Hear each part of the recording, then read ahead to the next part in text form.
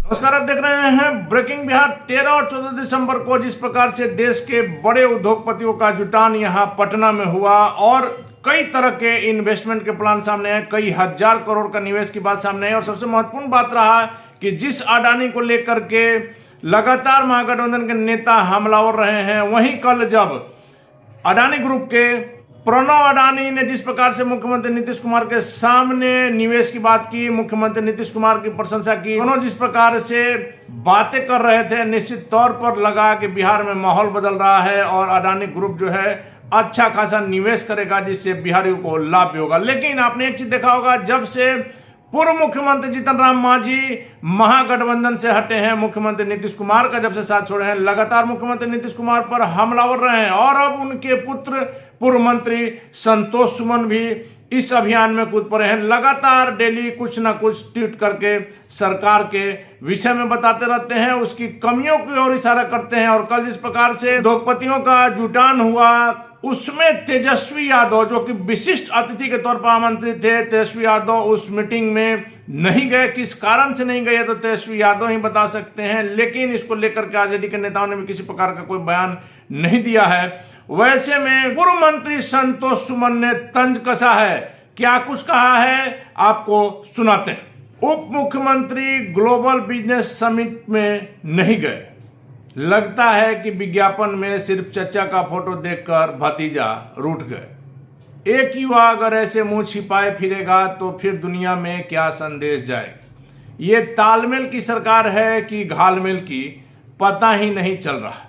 तो आपने देखा संतोष सुमन ने सीधी उप मुख्यमंत्री तेजस्वी यादव पर तंज कसा है। तेजस्वी यादव कहीं फोटो में भी नजर नहीं आ रहे थे। वैसे में क्या कुछ अंदर अंदर चल रहा है। कहा जा रहा है कि जब से अमित शाह से मुलाकात हुई है मुख्यमंत्री नीतीश कुमार की, राजद खेमे में बेचैनी है, नाराजगी है। इसी कारण से कल तेजस्वी यादव नहीं गए। हालांकि राजद की तरफ से इसका किसी प्रकार का कोई खंडन नहीं किया गया है। संतोष सुमन इतने पर ही नहीं रुके, इसके एक कदम और आगे बढ़ते हुए उन्होंने तेजस्वी यादव पर एक और तंज कसा है। आपको याद होगा बिहार विधानसभा का जब शताब्दी वर्ष मनाया जा रहा था, जिसमें प्रधानमंत्री नरेंद्र मोदी भी आए थे और तेजस्वी यादव लिखा हुआ भाषण जब पढ़ रहे थे, आपको याद होगा 4 मिनट के भाषण में तेजस्वी यादव कई बार अटके थे। उसे लेकर के भी पूर्व मंत्री संतोष सुमन ने तंज कसा है। क्या कुछ कहा है संतोष सुमन ने। वैसे लोग मुख्य कारण समझ रहे हैं कि उनको डर सता गया कि जैसे प्रधानमंत्री जी के सामने लिखा हुआ पढ़ने में गड़बड़ा गए थे, वैसे ही कहीं यहाँ भी बड़े उद्योगपतियों के सामने भी फिर से लिखा हुआ पढ़ने में गड़बड़ा न जाए। ऐसे डरेगा युवा तो कैसे बढ़ेगा युवा। तो आपने देखा संतोष सुमन ने सीधे तेजस्वी यादव पर तंज कसा है। जिस प्रकार से पढ़ा हुआ भाषण पढ़ने में कई बार तेजस्वी यादव अटके थे और इस प्रकार से यहाँ पर 13 और 14 दिसंबर को देश के बड़े उद्योगपतियों का जुटान हुआ।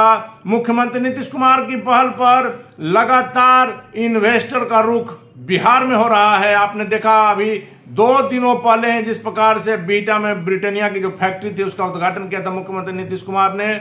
वैसे में यह भी कहा जा रहा है विपक्ष की तरफ से कि 18 साल के शासनकाल में मुख्यमंत्री नीतीश कुमार ने कुछ नहीं किया। अब आखिरी समय में चूंकि लगातार विपक्ष कर रहा है कि मुख्यमंत्री नीतीश कुमार अपनी राजनीति की आखिरी पारी खेल रहे हैं, वैसे में जनता के प्रति क्या यह फिर से एक ढोंग है, झूठा दिखावा है, दिलासा है, ताकि जनता को भ्रम में डाला जा सके। क्योंकि बिहार से जो पलायन की समस्या आप भी जान रहे हैं, इतने साल आजादी के हो गए लेकिन सबसे गरीब राज्यों में शुमार बिहार सिर्फ पलायन की समस्या से मजदूरों की फैक्ट्री बनकर के रह गया है।